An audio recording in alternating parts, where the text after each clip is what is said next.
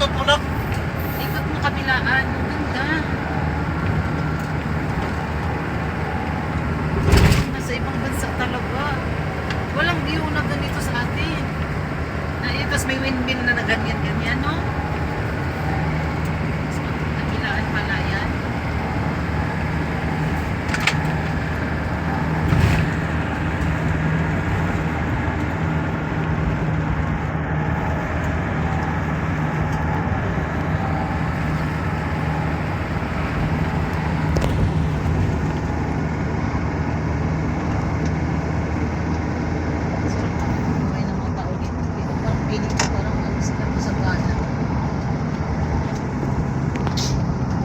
Hi.